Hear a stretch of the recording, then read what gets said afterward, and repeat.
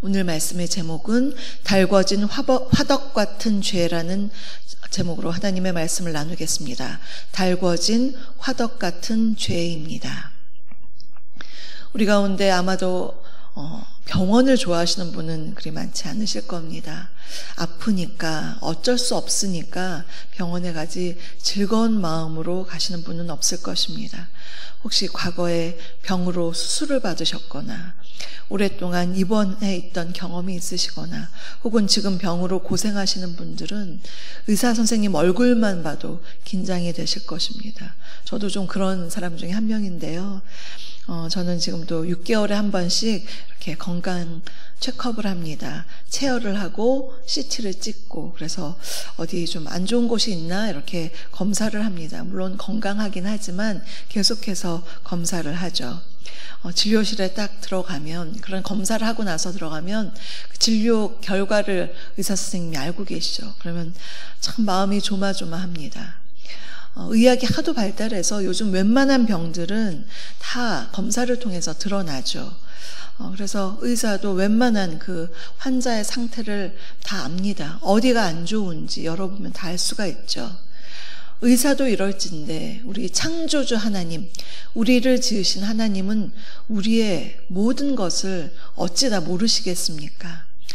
특별히 우리에게 병과 같은 죄가 있다면, 이런 육체의 질병뿐만이 아니라 우리의 영혼을 갉아먹는 죄가 우리 안에 있다면 그 거룩하신 하나님 앞에 드러나지 않을 수가 없습니다. 오늘 우리가 보는 호세아 7장은 북이스라엘에게 있어서 이렇게 심각한 죄악의 병을 드러내고 있습니다. 그러나 어리석게도 그들은 자기들의 상태를 알지 못했고 그래서 점점 나라는 파국으로 치달았고 있었습니다. 그러면 오늘의 말씀을 통해서 우리에게 주시는 주님의 경고의 말씀 세 가지를 살펴보겠습니다. 첫째로, 죄악은 하나님 앞에 명백히 드러납니다. 죄악은 하나님 앞에 명백히 드러납니다. 1절을 보시면 하나님이 마치 의사처럼 이스라엘을 치료하시려고 이렇게 환부를 열어보셨을 때 하나님 앞에 그들의 에브라임과 사마리아로 대표되는 이 북이스라엘의 죄악이 드러났습니다. 그들이 얼마나 거짓을 행했는지, 악을 행했는지 하나님께서 그 죄를 다 알게 되셨습니다. 자기들은 그 죄를 감춘다고 감추죠. 은밀하게 행한다고 하죠. 하지만 하나님 앞에서는 감출 수가 없었습니다. 2절을 보시면 하나님이 그 모든 악을 기억하신다고 했습니다. 아는 것뿐만 아니라 하나님이 기억하신다.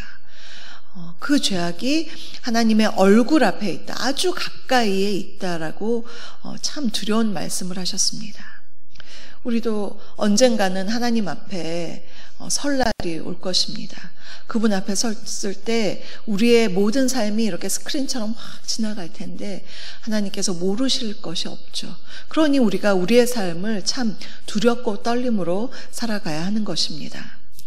그런데 지금 이 북이스라엘을 보면 하나님이 참 속상하실 것 같아요. 너무 절망하실 것 같아요. 그러한 상황입니다.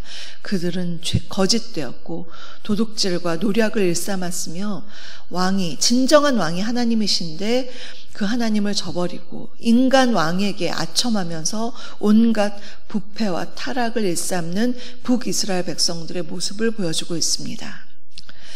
이제 7장을 보면요, 주요하게 나오는 비유가 있습니다. 오늘 제목에도 나오는 달궈진 화덕이라는 그런 비유인데요. 4절, 6절, 7절을 보시면 화덕이라는 단어가 계속해서 나옵니다. 화덕은 돌이나 또 흙으로 만들어진 화로죠. 그런 화덕이 어떠한 비유에 쓰이냐면 강탈한 권력을 유지하는 데 급급한 북이스라엘의 죄, 또 간음의 죄, 또 거짓의 죄, 술 취함의 죄, 간교의 죄, 이런 죄악들이 활활 타오르는, 뜨거워서 달궈지는, 그렇게 혈안이 되어 있는 그런 죄를 바로 화덕이라고 표현을 했습니다. 그래서 북이스라엘의 지도자들, 왕과 지도자들은 권력을 쟁탈하려고 뜨겁게 화덕처럼 되어 있었고, 또 제사장들은 그 권력에 빌붙어서 온갖 거짓과 악으로 자신들의 기득권을 유지하려는 죄에 활활 타올랐습니다. 그러면서 이제 이런 비유를 통해서 또 볼 수 있는 것, 4절을 보시면요, 반죽이 발효되기까지만 잠시 식어있는 화덕은 정말 잠깐 동안은 이렇게 하나님 앞에 회개하는 척하다가 다시 자기들의 본 모습을 드러내면서 죄악이 활활 타오르는 것이고, 또 7절에서는 그 뜨거워진 자들이 재판장을 삼킨다. 재판장은 정의로서 재판을 하는데 그것을 무시하는 거죠. 또 그들의 왕을 엎드러지게 한다, 모반한다라고 하는 것입니다. 그러면서 하나님께 부르짖는 자는 없다고 했습니다. 정말 얼마나 타락했는지를 보여주는 것입니다. 이 구절을 이해하려면 지금 호세아 선지자가 살았던 이 시대의 정치적인 상황을 우리가 이해할 필요가 있습니다. 호세아 선지자는 여로보암 2세 때부터 북이스라엘 마지막 왕이 호세아 왕인데요, 그때까지 7명이나 왕이 바뀔 때 그 시대를 살았습니다. 그 중에 스가랴, 살룸, 브가히야, 베가, 호세아, 이 5명의 왕들은 모두 그냥 자연스럽게 이루어진 정권이 아니었습니다. 쿠데타를 일으켰습니다. 정치적인 야망을 가지고 선왕을 죽이고 왕이 되었습니다. 이러한 정말 무정부적인 이런 정치적인 배경 속에서 그들이 얼마나 살인을 저질렀는지, 죄악을 일삼았는지, 그러나 그 모든 것들이 하나님 앞에 명백히 다 드러났고, 그들의 죄가 화덕같이 뜨겁게 달궈졌던 그들의 죄가 하나님 얼굴 앞에 드러났다, 그렇게 말씀하고 있습니다. 두 번째로는 열방을 의지해서는 구원을 얻지 못합니다.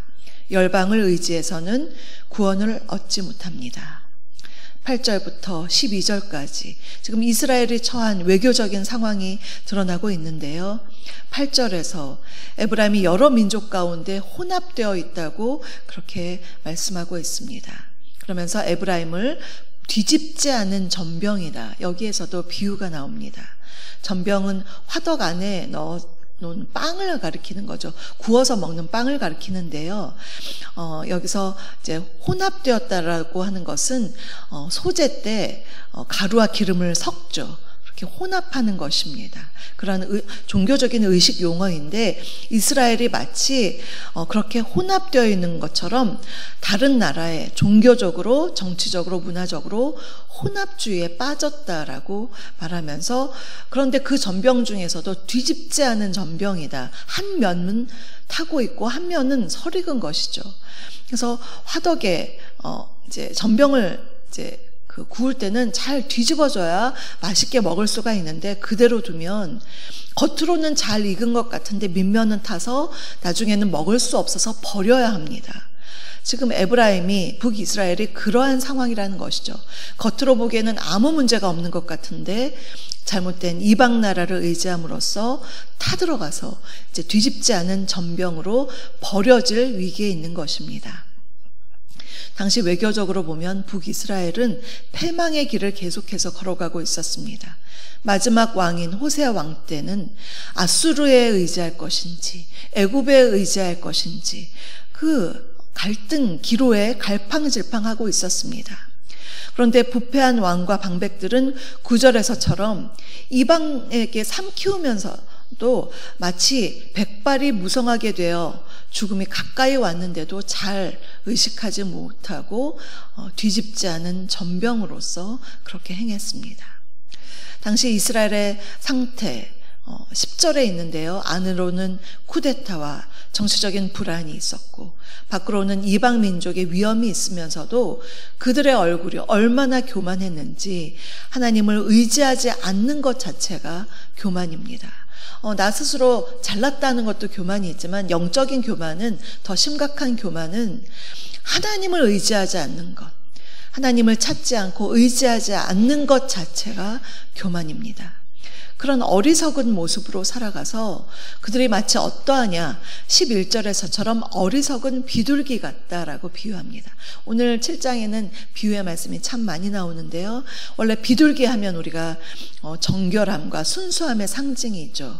예전에 레위기를 보면 제사 때 쓰인 산비둘기, 집비둘기, 이렇게 정결함의 상징이기도 하지만 부정적인 의미에서는 굉장히 새가 머리가 나쁘다고 해요. 그래서 우리도 머리 나쁜 사람은 새 머리 같아 이렇게 비웃죠. 그런 것처럼 새는 그냥 무작정 먹이를 찾아서 달려듭니다. 그물에 자신이 걸리는 줄도 모르고 먹이만 보며 달려가는 그러한 어리석은 비둘기 같이 자기들을 살릴 줄 알고 북이스라엘이 때로는 아수르에 달려가고 때로는 애굽에 달려가는 그러한 모습, 그렇게 어리석게 행동했다라고 합니다.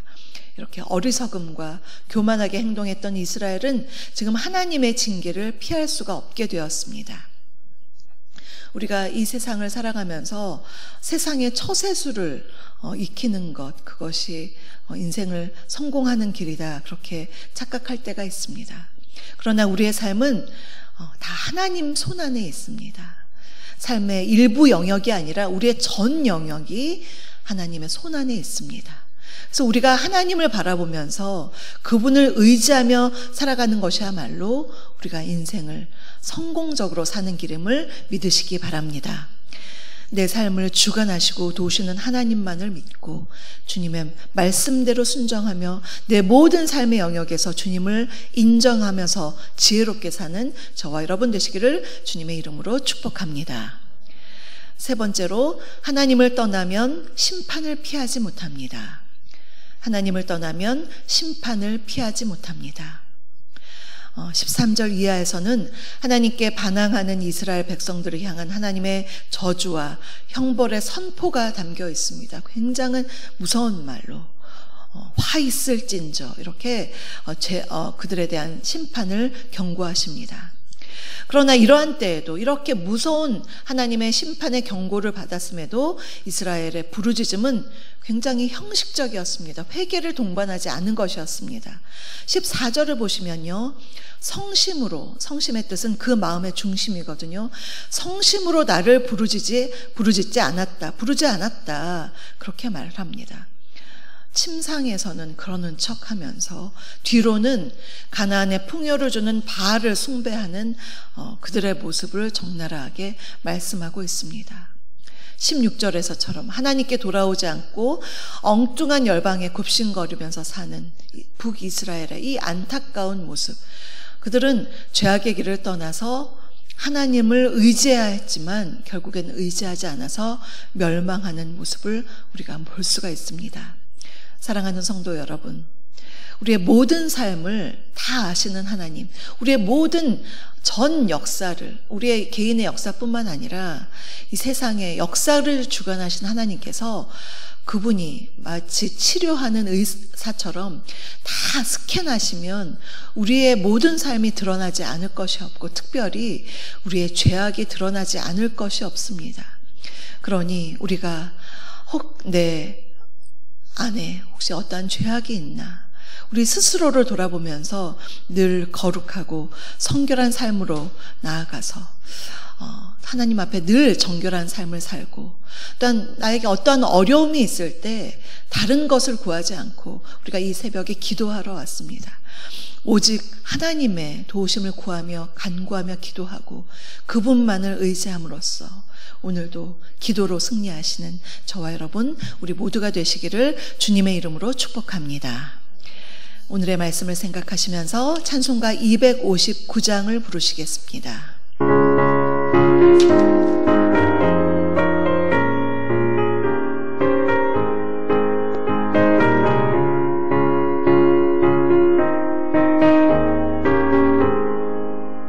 예수 십자가에 흘린 피로써 그대는 씻기려 있는가. 더러운 죄 희게 하는 능력을 그대는 참 의지하는가. 예수의 보혈로 그대는 씻기려 있는가.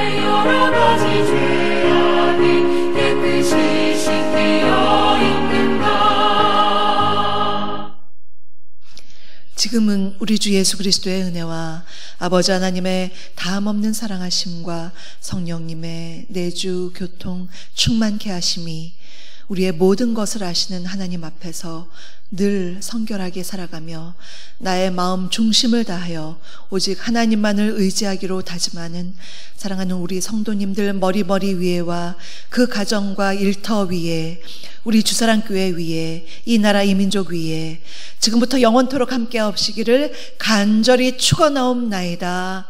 아멘.